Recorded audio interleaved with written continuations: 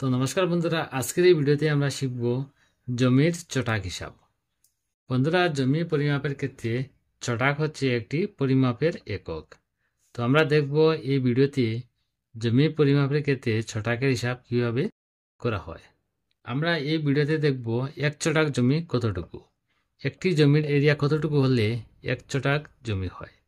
তো বন্ধুরা, ভিডিওটি শুরু করার আগে একটা রিকোয়েস্ট আপনাদের কাছে, যদি চ্যানেলে প্রথমবার ভিজিট করে থাকেন তাহলে ভিডিওটিতে একটি লাইক দিয়ে চ্যানেলটি অবশ্যই সাবস্ক্রাইব করবেন।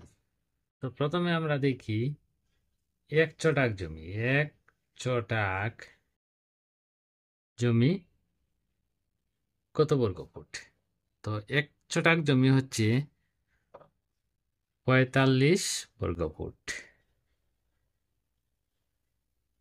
45 বর্গ ফুটে হচ্ছে এক চটাক জমি।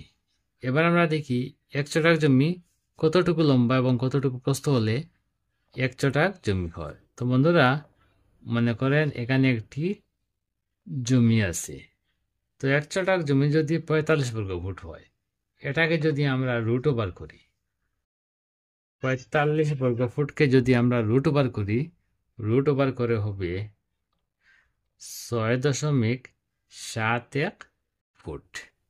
তো একটি জমির চতুর্দিকে যদি 6.71 ফুট হয়, চতুর্দিকে 6.71 ফুট, এদিকেও 6.71 ফুট, এদিকেও 6.71 ফুট হয়।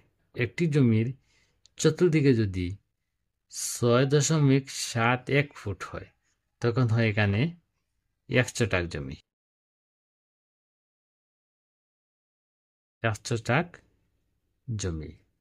এবার আমরা দেখি কত চটাকে এক কাঠা জমি হয়। তো আমরা জানি এক কাঠা জমি হচ্ছে এক কাঠা 720 বর্গ ফুট। 720 বর্গ ফুটে হচ্ছে এক কাঠা জমি, আর এক চটাক জমি হচ্ছে 45 বর্গ ফুট। তো 720কে যদি আমরা 45 দ্বারা যদি আমরা ভাগ করি, তাহলে হবে 16। তো 16 চটাকে হচ্ছে এক কাঠা জমি। তো বন্ধুরা, এই ভিডিওতে আমরা শিখলাম এক চটাক জমি হচ্ছে 45 বর্গ ফুট। 45 বর্গ ফুটে হচ্ছে এক চটাক জমি।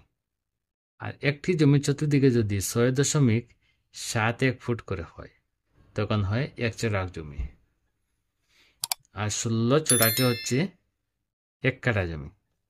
তো বন্ধুরা, আজকের ভিডিও এখানে শেষ। পরবর্তী ভিডিও নোটিফিকেশন পাওয়ার জন্য চ্যানেলটি অবশ্যই সাবস্ক্রাইব করবেন। ধন্যবাদ।